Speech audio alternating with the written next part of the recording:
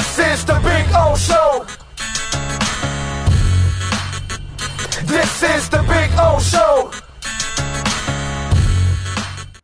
All right. There he is, the man, the myth, the legend that is David Furones. So Dalvin Cook won't sign with the Dolphins? So, is he signing with anybody? Not right now. Not at what's being offered everywhere. And I listened to your show, Big O. I think it was the Saturday show. You talked about the running back market, and it made some great analogies with it too. Really loved it. But I mean, it's the truth. It's the truth right now. No one's willing to pay that much for a running back, and not at this stage either. When teams already had their first wave of spending in the free agency market this cycle, and really, even when they did, I mean, the Giants didn't do it with Saquon Barkley. We know the Raiders' Josh Jacobs situation. I'm missing at least one other one. But Aaron Jones has been awesome for Green Bay, and they turned to him and said, brother, if you don't cut 17 to 11, we're going to release you. And Aaron Jones and his agent, which is something that Dalvin Cook and his agent, which is what I talked about on Saturday, I think those guys are shell-shocked.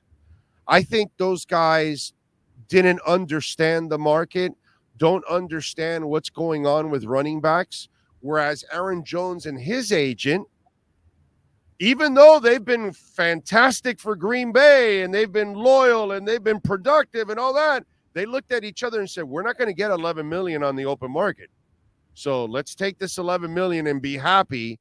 And I think Dalvin Cook and his agent, remember when he first got cut, he said, oh, maybe I'll sign for a year somewhere, and then I'll prove myself, and then they'll give me, the bigger contract.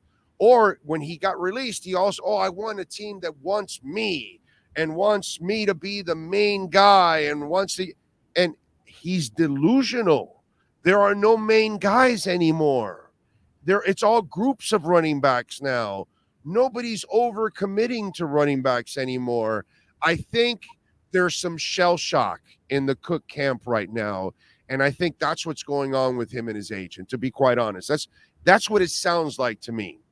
Right. And there's very few, like you said, lead back, bell cow backs. I mean, maybe Derrick Henry's probably still one of the few that we have in this league. It's not like early 2000s when, he had the Priest Holmes of the world that were getting just a ton of carries, Sean Alexander's and LaDainian Tomlinson's and all that. No, it's been by committee. And it's interesting the way fantasy football has altered with that too, because you used to everyone had to draft those right off the bat because of how much activity they got. So we would stay away from the New England running backs because they were the carousel. We were like, oh, dude, you can't draft a New England running back because it'll screw you in fantasy. Go get a bell cow. Well, guess what? Now everybody's doing what New England's been doing for years. Except kind of when they had Corey Dillon that for a brief period of time. Yeah, that was a little exception. How long ago was that? Yeah, exactly. So, yeah, I mean, a different day and age right now. And, I mean, if he went into the Dolphins situation, then he would split a lot of touches. There's a lot of backs back there that need to get those touches between Raheem Mostert, Jeff Wilson. They drafted Devon Achane in the third round for a reason, and he's going to be present in the pass game as well, something else that Dalvin Cook can do. So, and this is still an offense that needs to get Tyreek Hill and Jalen Waddle the ball a lot. Yes, exactly. And it's a pass-first league, not a run-first league anymore. That's just the way it is nowadays. You pass to then run. Unfortunately, that's just the way things have. It's kind of like, the Heat had an amazing run, but part of the reason why they weren't amazing during the regular season was they couldn't do what you needed to excel in this league was the three-point game. They couldn't get the chunk plays like you need in football. And then all of a sudden in the playoffs, they were able to get the chunk plays. They started hitting the three-pointer like they never did during the regular season. And to me, that's what I think has happened, that we have media members, we have fans, and maybe we have some players that haven't adjusted to what's really happening in today's game. And this is why many times over we've explained you can't overpay for the guy because you're not paying for a bell cow. So why would you pay for a bell cow? You know what I mean? So if he's going to be part of three other guys and it's going to be a rotation of four, there's no reason to offer a lot of money. And that's where I think the Dolphin offer might be, let's say, for shits and giggles, it might be somewhere in the 4.5 range, and he might be getting 5.5, 6 from other places. So it's the difference when you take out the state taxes and moving and your agent and all that. It's just not worth it. And I think the Dolphins, I got to say, have managed this masterfully because they know he desperately wants to be here in the end, right? He's trying to use, the agent's trying to use others as leverage, but deep down inside, Dalvin Cook is pissed that the Dolphins won't even come close to what probably is being offered by New York. Right. That's what he wants. I think he showed his cards. He has throughout this process that the Dolphins were always the hot team, the one that was sort of pitched in the media that this is where he could potentially go, where there's mutual interest. And now sort of maybe backed into a corner a little bit, but everything else seems to be sort of that leverage move to try to still work his way into a better deal here. So I think, he really values a return to South Florida. And then maybe trying to use the Jets. Hey, well, if you don't give him what he wants, then he'll potentially hurt you in a division rival. And now we did see how that went with the Miami Hurricanes. He torched the Hurricanes for years when he went to Florida State. But so you don't want that. An angry Dalvin Cook can get some revenge on his hometown team. But at the end of the day, then you got to do what's best for you. And I think Chris Greer has shown a lot of prudence and discipline in this whole process. 3 straight weeks. Drew Rosenhaus is on Channel 7. In fact, this week that the tease was about Damian Lillard. They teased him, we're going to ask Drew about Damian Lillard. And they kind of twisted it like some of his clients that have kind of wanted to go somewhere or something like that. And so all that, but he stayed away from the Tyreek Hill situation. What do we know, bro? What are we hearing here? What's going on, David? I think still just the investigation continues. Mum has been the word so far. So I think one day we'll hear something from whether it's the state attorney's office, maybe NFL has done its own investigation, reviewed tape, and determined something. But I think the sides want to get this out of the way pretty soon here because you don't want to still be talking about it. We don't want every single appearance that I'm making twice a week still Tyreek Hill incident. We don't know anything yet. We haven't had any update, and you don't want that spilling into training camp. So I think just let's find out. Let's get something on this and just figure out what the reality is, whether he's going to be suspended a game or not, and just so that everyone can move forward. A buddy of mine called me over the weekend and asked me, bro, isn't he going to kind of buy his way out of something like this? And I told him, to a certain extent, he will probably be able to buy his way out of a serious court case or something like that. But unfortunately, with the NFL now involved, it doesn't really matter what happens court-wise, what happens financially. The NFL is going to come to their own conclusion, and that's what we don't know they're going to end up doing. So even if he is able to sidestep it legally, which, most people with his kind of financial backing usually can sidestep anything legal at this point, right? So I would expect that. But on the NFL side, none of that will matter, even if he's able to buy the guy out, right? Yeah. Well, he already kind of did try the report. Yep. Allegedly is he did offer the man, was it $200 to just hush up? Come on, Tyreek, you got to do better than that, bro. Yeah, we know how much you're making, and you think $200 will fix it?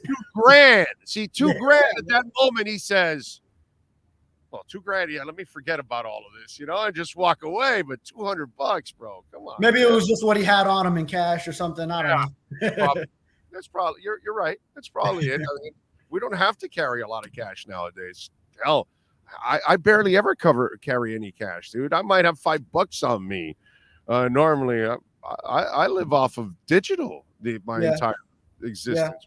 For the most part, I try to sometimes because it is nice just knowing like you have your bank account a certain number, and then when you use the cash, it's not like there's no movement. You just use money that you've already accounted for.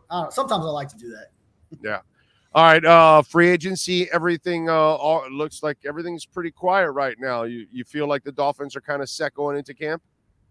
Yeah, pretty close to it. I mean, we'll see what happens with the Dalvin Cook situation. So probably that's where the focus lies. And maybe they still go after a smaller signing.